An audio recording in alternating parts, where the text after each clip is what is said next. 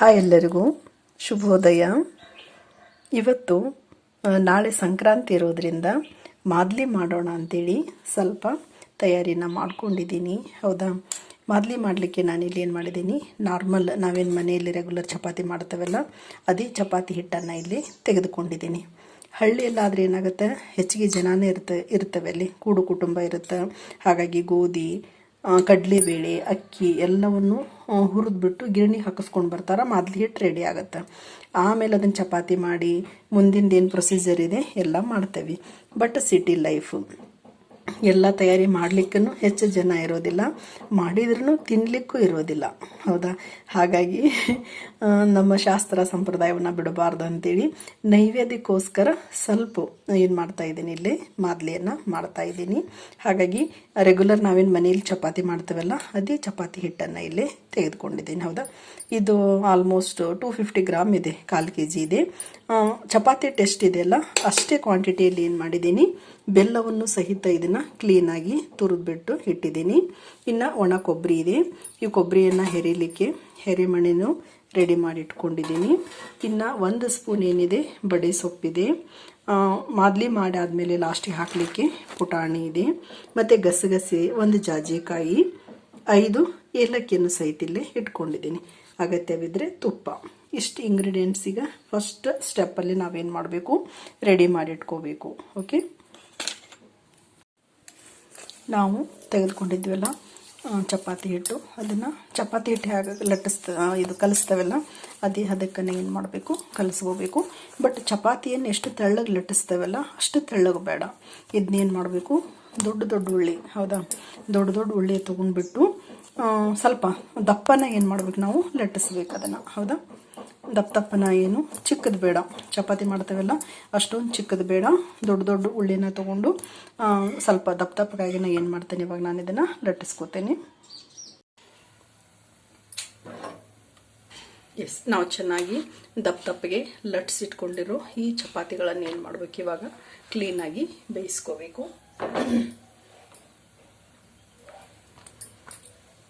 Actually ಮನೆಯಲ್ಲಿ 2 ಅಥವಾ 3 ಜನ ಇದ್ರೆ ಕೆಲಸ ಬೇಗ ಆಗುತ್ತೆ, ಈಸಿ ಆಗುತ್ತೆ.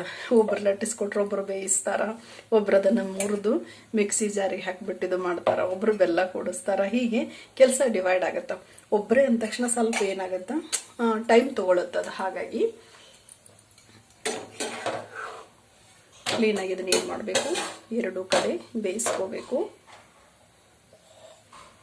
ಮತ್ತು ಇದನ್ನು ಏನು ಮಾಡ್ತಿದ್ರು, ಮುರಿದು ಕೈಲೇನೆ ತಿಕ್ಬಿಡ್ತಿದ್ರು, ಕೈಲಿ ಹಿಂಗೆ ತಿಕ್ಕಿ ಪುಡಿ ಮಾಡ್ತಿದ್ರು. ಬಟ್ ಹಿಂದೆ ಎಷ್ಟು ಹಿರಿಯರು ಗಟ್ಟಿ ಇದ್ರಲ್ಲ ಅಷ್ಟು ಗಟ್ಟಿ ನಾವಿಲ್ಲ ಇವಾಗ. ಹಾಗಾಗಿ ಏನು ಮಾಡ್ತೇವೆ, ಈಗ ಮಿಕ್ಸಿಯಲ್ಲಿ ಅದನ್ನು ಇದು ಮಾಡ್ಕೊಂಡ್ಬಿಟ್ಟು ತರಿಯಾಗಿ ರುಬ್ಬಿ ಬೆಲ್ಲ ಕೂಡಿಸ್ತೇವೆ. ಬೆಲ್ಲನೂ ಸಹಿತ ಮಿಕ್ಸಿಯಲ್ಲೇ ಕೂಡಿಸ್ತೇವೆ. ಕೆಲಸ ಸ್ವಲ್ಪ ಹಗುರಾಗತ್ತೆ, ಆದ್ರೆ ಅದೇನು ಕೈಲೇ ಮಾಡ್ತಾರಲ್ಲ ಅವರು ತಿಕ್ಕಿ, ಆ ರುಚಿ ಬರೋದಿಲ್ಲ ಅನ್ನೋದನ್ನು ನಾವೇನು ಮಾಡಬೇಕು, ಒಪ್ಕೋಬೇಕು. ಅದು ನಿಜ ಅಲ್ವಾ?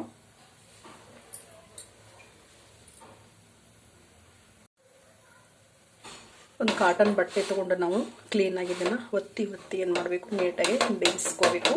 ಚಪಾತಿ ಸ್ವಲ್ಪ ದಪ್ಪ ಉದ್ದಿರ್ತವಲ್ಲ, ಹಾಗಾಗಿ ಕ್ಲೀನಾಗಿ ಇದನ್ನು 2 ಸೈಡ್ ನಾವೇನು ಮಾಡಬೇಕು, ಇದನ್ನು ಬೇಯಿಸ್ಕೋಬೇಕು.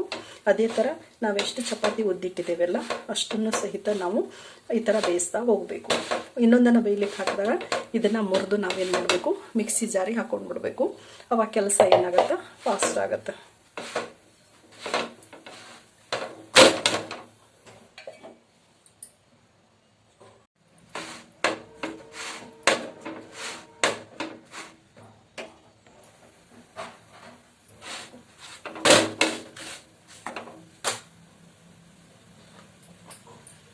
ಅದೇ ಥರ ನಾವೆಷ್ಟು ಚಪಾತಿನ ಲಟ್ಟಿಸಿಟ್ಕೊಂಡಿದ್ದೇವಲ್ಲ ಅಷ್ಟನ್ನು ಕ್ಲೀನಾಗಿ ಏನು ಮಾಡಬೇಕು, ಬೇಯಿಸಬೇಕು.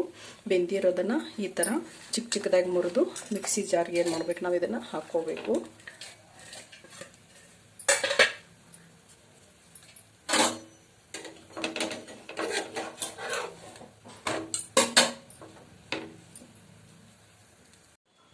ನೋಡ್ರಿ, ದಪ್ಪಗೆ ಉದ್ದಿರ್ತವೆಲ್ಲ ಈ ಥರ ಚೆಂದಾಗಿ ಏನಾಗುತ್ತೆ, ಅದು ಉಬ್ಬಿ ಚಪಾತಿದು ಬೇಯಿಸ್ತಾ. ಹೌದಾ, ಕ್ಲೀನಾಗಿ ಏನು ಮಾಡ್ಬೇಕು, ನಾವು 2 ಸೈಡು ಬೇಯಿಸ್ಕೋಬೇಕು.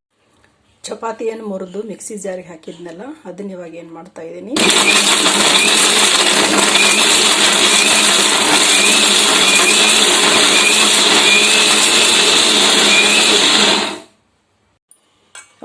ಮಿಕ್ಸಿ ಜಾರಿಗೆ ಹಾಕಿದ ನಂತರ ಇಷ್ಟು ಚೆನ್ನಾಗಾಗತ್ತೆ. ಇದನ್ನು ಮತ್ತೆ ಸಾಣಿಸ್ಲಿಕ್ಕೆ ಅದೇನು ಹೋಗೋದಿಲ್ಲ. ನಾನು ಹಾಗೆ ಬೆಲ್ಲ ಕೂಡಿಸ್ತೀನಿ. ಇನ್ನೂ ಒಂದು ಜಾರು ಮಿಕ್ಸಿ ಮಾಡಲಿಕ್ಕಿದೆ. ಮತ್ತು ಚಪಾತಿ ಬೇಯಿಸಿದ ತವೆಯಲ್ಲಿನ ಈ ಗಸಗಸಿಗೆ ಮತ್ತು ಕೊಬ್ಬರಿಯನ್ನು ಏನು ಮಾಡಿದ್ದೀನಿ, ಸ್ವಲ್ಪ ಬಿಸಿ ಮಾಡಿದ್ದೀನಿ. ಈ ಥರ ಸ್ವಲ್ಪ ಬಿಸಿ ಮಾಡಿ ಹಾಕೋದ್ರಿಂದ ಏನಾಗುತ್ತೆ, ಕೊಬ್ಬರಿ ಏನಾಗಲ್ಲ, ಬೇಗ ಕಿಮ್ಮಟಾಗೋದಿಲ್ಲ ಇದು ಮಾದಲಿಯಲ್ಲಿ. ಹಾಗಾಗಿ ಒಂದು ಚೂರ ಇದನ್ನೇನು ಮಾಡಬೇಕು, ಸ್ವಲ್ಪ ಬಿಸಿ ಮಾಡಿಬಿಟ್ಟು ಗ್ಯಾಸ್ ಆಫ್ ಮಾಡಿದ ಮೇಲೆ ಬಿಸಿ ತವಾಯಲ್ಲಿ ಹಾಕಿದರೂ ಸಾಕಾಗತ್ತೆ. ನಾವೇನು ಬೇಯಿಸಿಟ್ಕೊಂಡಿರೋ ಚಪಾತಿನ ಮಿಕ್ಸಿ ಮಾಡಿದ್ವಲ್ಲ, ಅದೇ ಜಾರಲ್ಲೇ ಇವಾಗ ಬೆಲ್ಲನ ಕೂಡಿಸ್ತಾ ಹೋಗ್ತೀನಿ. ಪ್ರೊಸೀಜರ್ ಸ್ವಲ್ಪ ಲೆಂದಿ ಆಗುತ್ತೆ, ಆದರೂ ಮಾಡಲೇಬೇಕು. ಹೌದಾ, ಬೆಲ್ಲವನ್ನು ಚೆನ್ನಾಗಿ ತುರಿದು ಇಟ್ಟಿದ್ದೇನೆಲ್ಲ, ಅದು ಏನಾಗಲ್ಲ, ಹೆಚ್ಚು ಮಿಕ್ಸಿ ಮಾಡಲಿಕ್ಕೆ ಕಷ್ಟ ಆಗೋದಿಲ್ಲ. ಬಟ್ ಕ್ಲೀನಾಗಿ ಮಿಕ್ಸ್ ಆಗಲಿ ಅನ್ನೋದಕ್ಕೆ ಇದರಲ್ಲಿ ನಾನು ಸೇರಿಸ್ತಾ ಇದ್ದೀನಿ. ಇಲ್ಲ ಅಂತ ಹೇಳಿದ್ರೆ ಕೈಯಲ್ಲಿ ನಾವು ಇದು ಮಾಡ್ಬೋದು, ಏನು ತೊಂದರೆ ಇಲ್ಲ.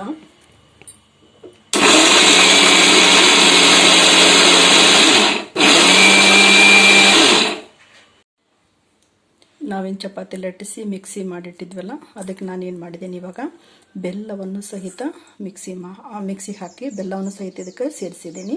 ಇವಾಗ ಲಾಸ್ಟ್ ಸ್ಟೆಪ್ಪಲ್ಲಿ ನಾವೇನು ರೆಡಿ ಮಾಡಿ ಇಟ್ಕೊಂಡಿದ್ವಲ್ಲ ಮಸಾಲೆ ಪದಾರ್ಥಗಳನ್ನು ಸೇರಿಸ್ತಾ ಇದ್ದೀನಿ. ನೋಡಿ, ಜಾಜಿಕಾಯಿ ಅರ್ಧ ಅಷ್ಟನ್ನೇ ಏನು ಮಾಡಿದ್ದೀನಿ, ಇಲ್ಲಿದೆ ಜಾಜಿಕಾಯಿ ಅರ್ಧ ಜಾಜಿಕಾಯಿನ ಜಜ್ಜಿಟ್ಟಿದ್ದೆ, ಅದನ್ನು ಇಲ್ಲಿ ಸೇರಿಸ್ತಾ ಇದ್ದೀನಿ. ಒಂದು ಜಾಜಿಕಾಯಿ ತೊಗೊಂಡಿದ್ವಿ, ಪ್ರಮಾಣ ಕಡಿಮೆ ಇರೋದ್ರಿಂದ ಅರ್ಧ ಅಷ್ಟೇ ಸೇರಿಸ್ತಾ ಇದ್ದೀನಿ. ಮತ್ತು 5 ಏಲಕ್ಕಿ ಪುಡಿನ 5 ಏಲಕ್ಕಿನ ಜಜ್ಜಿದ್ದೆ, ಅದರದ್ದು ಏಲಕ್ಕಿ ಪೌಡರನ್ನು ಇಲ್ಲಿ ಸೇರಿಸ್ತಾ ಇದ್ದೀನಿ. ಆ್ಯಕ್ಚುಲಿ ಶುಂಠಿ ತುರಿಸಿದ್ದಿಲ್ಲ ನಾನು, ಬಟ್ ಒಣ ಶುಂಠಿ ಸೇರಿಸೋದ್ರಿಂದ ಸ್ವಲ್ಪ ಚೆನ್ನಾಗಿರುತ್ತೆ, ಕಂಪು ಬರುತ್ತೆ, ಘಮ ಬರುತ್ತೆ. ಹಾಗಾಗಿ ಒಂದು 1/4 ಟೀ ಸ್ಪೂನಷ್ಟು ಶುಂಠಿ ಪುಡಿ, ಒಣ ಶುಂಠಿ ಪುಡಿಯನ್ನು ಇಲ್ಲಿ ಸೇರಿಸ್ತಾ ಇದ್ದೀನಿ. ಮತ್ತು ಬಡೆ ಸೊಪ್ಪು, ಹೌದಾ, ಅದನ್ನು ಸಹಿತ ಚಪಾತಿ ಬೇಯಿಸಿದ ತವೆಯಲ್ಲೇನ ಏನು ಮಾಡಿದ್ದೆ, ಬಿಸಿ ಮಾಡಿದ್ದೆ, ಅದನ್ನು ಇಲ್ಲಿ ಸೇರಿಸ್ತಾ ಇದ್ದೀನಿ. ಮತ್ತು ಗಸಗಸೆ ಕೊಬ್ಬರಿ, ಹೌದಾ, ಅದನ್ನು ತವಾದಲ್ಲಿ ಏನು ಮಾಡಿದ್ನೆಲ್ಲ ಬಿಸಿ ಮಾಡಿದ್ದೆ, ಅದನ್ನು ಸಹಿತ ಇಲ್ಲಿ ಸೇರಿಸ್ತಾ ಇದ್ದೀನಿ. ಹೌದಾ, ಕ್ವಾಂಟಿಟಿ ಕಡಿಮೆ ಆಗಿದೆ, ಹಾಗಾಗಿ ಒಂಚೂರು ನೋಡಿಬಿಟ್ಟು ಸೇರಿಸೋಣ. ಲಾಸ್ಟಿಗೆ ನಾವೇನು ಎತ್ತಿಟ್ಕೊಂಡಿದ್ವಲ್ಲ ಪುಟಾಣಿ, ಹೌದಾ, ಪುಟಾಣಿನ ಸೇರಿಸೋದ್ರ ಮೂಲಕ ನಮ್ಮದು ಇವತ್ತು ಮಾದಲಿ ಏನಾಗತ್ತೆ, ರೆಡಿ ಆಗುತ್ತೆ. ಹೌದಾ, ಎಸ್, ಹಳ್ಳಿಯೊಳಗೆ ಒಂದು 8-10 ಜನ ಇರ್ತಾರೆ. ಅವ್ರು ಒಂದು 2 kg ಗೋಧಿ ಬೀಸಿದ್ರೂ ಏನಾಗುತ್ತೆ, 4 kg ಮೇಲೆ ಮಾದಲಿ ತಯಾರಾಗುತ್ತೆ. ನಾನು ಬರೀ 1/4 kg ಏನು ಮಾಡಿದ್ದೆ, ಚಪಾತಿ ಹಿಟ್ಟು ತೊಗೊಂಡಿದ್ದೆ, 250 ಗ್ರಾಮು. 1/4 kg ಚಪಾತಿ ಹಿಟ್ಟು ಅಂತ ಹೇಳಿದ್ರೆ 1/4 kgಕ್ಕಿಂತ ಹೆಚ್ಚಿಗೆ ಬೆಲ್ಲ ತೊಗೊಂಡಿದ್ದೀನಿ. ಹೌದಾ, ಹೆಚ್ಚು ಕಡಿಮೆ ನಿಯರ್ ಅರ್ಧ kg ಮೇಲೆ ಮತ್ತೆಲ್ಲ ಸಾಮಗ್ರಿಗಳನ್ನು ಸೇರಿಸಿದ್ರೆ 1 kg ಅಷ್ಟೇನಾಯ್ತಿದ್ದು ಮಾದಲಿ ರೆಡಿ ಆಯಿತು. ಹೌದಾ, ಆ್ಯಕ್ಚುಲಿ ಮನೆಯಲ್ಲಿ ಯಾರೂ ಇಲ್ಲ ಅಂಥೇಳಿ ಏನು ಮಾಡಬಾರ್ದು, ನಮ್ಮ ಕೆಲವು ಸಂಪ್ರದಾಯಗಳನ್ನು ನಾವು ಬಿಡಬಾರ್ದು, ಸ್ವಲ್ಪ ಆದರೂ ನೈವೇದ್ಯಕ್ಕೆ ಮಾಡಬೇಕು ಅಲ್ವಾ. ನೋಡಿ, ಹೌದಾ, ಇಷ್ಟು ಚೆನ್ನಾಗಿ ಏನಾಯ್ತಿದ್ದು ನಮ್ಮದು ಮಾದಲಿ ರೆಡಿ ಆಯಿತು. ನಾಳೆ ನೈವೇದ್ಯ ಮಾಡಿಬಿಟ್ಟು ಇದರ ರುಚಿ ಹೇಗಿದೆ ಅಂತ ನಿಮ್ಗೆ ಹೇಳ್ತೇನೆ. ಹೌದಾ, ಇವತ್ತಿನ ರೆಸಿಪಿ ಎಲ್ಲರಿಗೂ ಇಷ್ಟ ಆಯಿತು ಅಂತ ಭಾವಿಸ್ತಾ ಇವತ್ತಿನ ಮಾದಲಿ ವಿಡಿಯೋವನ್ನು ಮುಗಿಸ್ತಾ ಇದ್ದೀನಿ. ತಾಳ್ಮೆಯಿಂದ ನೋಡಿರುವ ತಮಗೆಲ್ಲರಿಗೂ ಧನ್ಯವಾದಗಳು. Thank you.